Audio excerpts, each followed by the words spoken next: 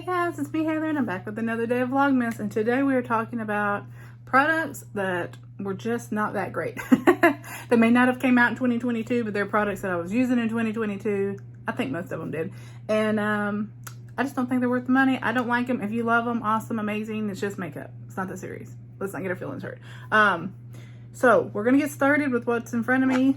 I do enjoy Dior, but their eyeshadow quads have been lackluster at best. Another on my soapbox, you're putting a product out, you know that you have a name like Dior, people are going to buy it because they want the name. Make a quality product. I have been trying to get these to work. This is the Backstage eyeshadow palette Cool Neutrals. Trying to get it to show up. I also bought, like an idiot, the new one that had like the burgundy colors in it. Nope, that sucker went back. It's not good. They're not good. They don't show up. You can tell this one is dusty, crusty. And for Dior to put that out, they should be ashamed of themselves. And then an eyeshadow palette and a brand just in general that I'm just going to walk away from is the Artist Couture. This is Ethereal Bloom. This is a Heather palette if there was ever a Heather palette. Look at these colors. And I have tried and it is dusty and it just does not look good. It is patchy.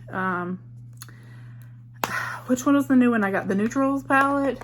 Not good. Like, I gave it to my friend and I think her child has it.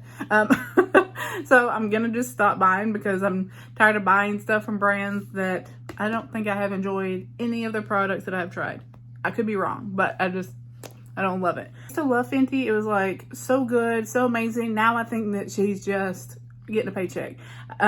Some of these products, I just don't know. This primer came out a while ago. I have been trying, it's a Pro Filter Retouch Soft Matte. It makes everything that I put over top of it look awful. I'm oily. I have oily skin, oily combo skin.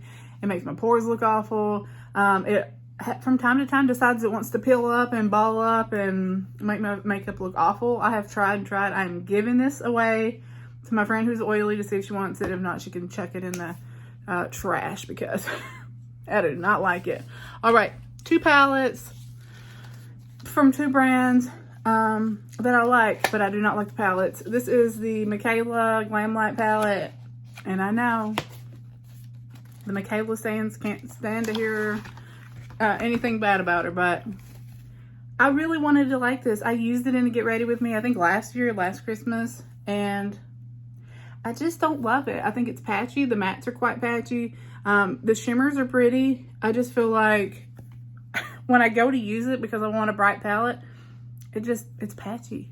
And I like Glam Light, but I have had a few, it's like hit or miss. You never know what you're gonna get. And I like, when I first used it, I was like in the hype of it because everybody was talking about how great it was, the best thing ever that's ever happened in their entire life. And so I was like, oh, well, yeah, of course it's great. And so I was using it and I liked it, but I don't love it. And when I reach for it, I just get mad that it's patchy. So I know it's probably not available. I think there's a part 2, but I didn't buy that one because I didn't like this one. And also, I love Jaclyn Cosmetics. I have tons of her stuff that I do enjoy.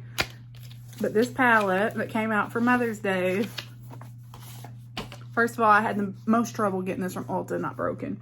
But it's not even that I don't like to use these colors a lot. It's that they're just, I don't know. Like, they're not awful. They're just boring. And I know you're going to say, well, that's probably not even available on her website anymore. You can't get it. I would say be very careful when buying her eyeshadow. The strawberry palette, I like it. It's good. It's not amazing. This was okay. Again, like the Glam Light, it just requires too much effort. And at this point, I'm just going to stop buying so much stuff. Like, I heard horrible reviews on this, which I don't think that justifies it. I just don't think, I think we kind of have to do better when we're coming out with products. Like, I love Glam Light, and that's just not it for me. I do love the Morphe Jaclyn Hill, the white palettes. Those are the ones I go to if I need something really bright and something something I know I just needed to work right away, I do use Not It for me. A lot of stuff you've seen in my Sephora hauls, when I rated and reviewed everything that I bought from Sephora that I had returned. So you already know that those were a no for me. That included the House Labs foundation. It was horrible on my skin, so I would not recommend that. I'm oily combo, and it sat in my dry patches, and it absorbed into every crevice and like acne scar and everything. It just set into, it was awful. I looked terrible. It was awful. Returned that. Didn't like the Hourglass concealer. I looked like a corpse. It was so dry and crusty, dusty under my eyes. Did not like that. Was not a fan of how that made me look.